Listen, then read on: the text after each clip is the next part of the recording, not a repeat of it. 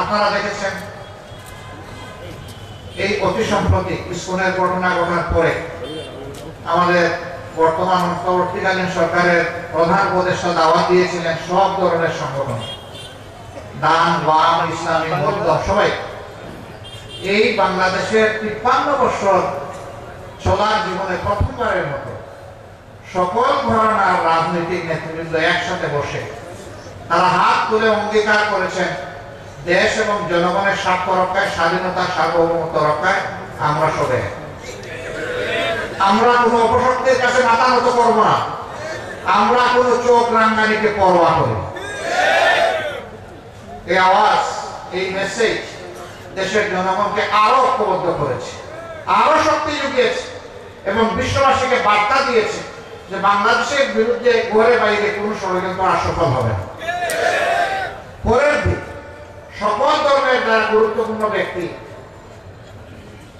ধর্মীয় অভিভাবকদেরকে নিয়ে আবার প্রধান উপদেষ্টা বসেছে, তারাও হাতে হাত মিলে আওয়াজ দিয়েছে এখানে ধর্ম বর্ণের কোনো কথা নেই, আমরা সকলে মিলে বাংলাদেশ এবং এই বাংলাদেশে আমরা রক্ষা করব। এই বাংলাদেশের বিরুদ্ধে কোনো ষড়যন্ত্রে আমরা পা দিব না এবং আমরা বরদাস্ত করব। আমরা অভিনন্দন জানাই, মোবারকবাদ জানাই এই অঙ্গীকার ব্যক্ত করার জন্য।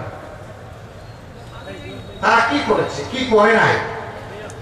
গত 15.5 বছর ক্ষমতায় এসে পিলখানায় 57 জন সেনা অফিসারকে নির্মমভাবে হত্যা করল, তাদের পরিবারের কোনো সদস্যকে হত্যা করল। এরপরে জামাতে ইসলামীকে তারা ধ্বংস করার জন্য নেতৃবৃন্দের মাথার উপরে তলোয়ার চালাল,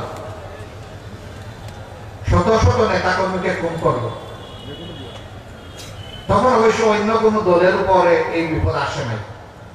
আমরা সেদিন আমাদের বন্ধুদেরকে বলেছিলাম সবাইকে যে আমাদের উপর যে যুদ্ধ এই সরকার অন্যায় যুদ্ধ শুরু করেছে, আসেন একসাথে আমরা সেই যুদ্ধ মোকাবেলা করি, তাইলে এই যুদ্ধ আর কাউকে আক্রান্ত করবে না। দেশ বাঁচবে, আপনারা বাঁচবেন, আমরা সবাই বাঁচব।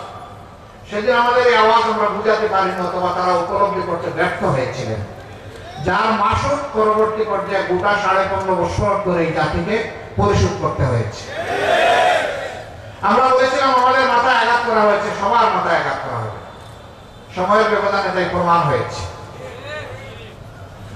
সম্মানিত ভাইয়েরা, এখান থেকে আমাদের শিক্ষা নেওয়া উচিত।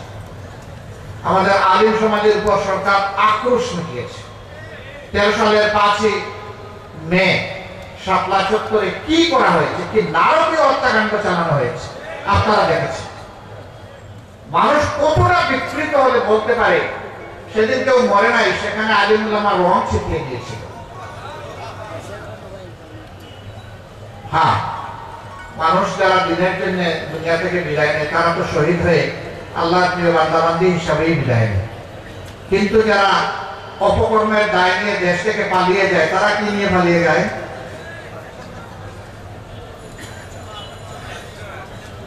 একটা মানুষের মৃত্যুর চেয়ে এইভাবে অপমানের দায় স্বীকার করে পালিয়ে যাওয়া আরো নিকৃষ্ট। এদের রাজনৈতিক মৃত্যু হয়েছে। আমরা ধারণা করেছিলাম তারা সবক নেবেন আর তারা এই দেশকে জ্বালা যন্ত্রণা দিবেন না, কিন্তু কয়লা দইলে যে ময়লা যায় না, এটা সাবান দিয়ে দইলে যে আরো কালো হয়, কুচকুচে কালো। আমরা সাবান সার্ফ এক্সেল দিয়ে ধুইতেছি আর ওরা শুধু কালো হচ্ছে। ওরা নিজেরা শান্তিতে নাই, বাংলাদেশকেও শান্তিতে থাকতে দিবে না। আমার সম্মানিত ভাইরা, এতটুকুতে যাদের শিক্ষা হবে না, তাদের শিক্ষা কবে হবে আল্লাহ ভালো জানেন। দেশে বিদেশে অনেকে জিজ্ঞেস করে আগামী নির্বাচনে তারা কি নির্বাচনে আসবে। আমি বলি দেশকেই যারা সম্মান করে না তারা কার কাছে এসে নির্বাচনে ভোট দাবি করে?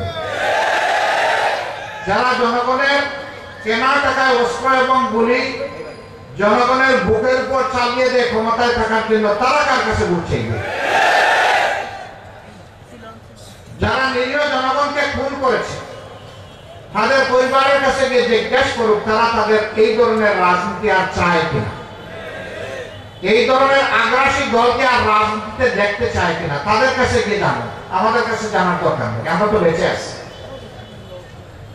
পঙ্গুত্বের কষ্ট নিয়ে যারা বেঁচে আছে, হাসপাতালের বেডে অবশ্যই যারা প্যারালাইজড হয়ে পড়ে আছে, তাদের কাছে গিয়ে জিজ্ঞেস করুন তারা কি চায়। এখন তো বাংলাদেশের মানুষ শান্তিতে আছে, কিন্তু এই শান্তিকে বিঘ্নিত করার জন্য দফায় দফায় চেষ্টা করা হচ্ছে।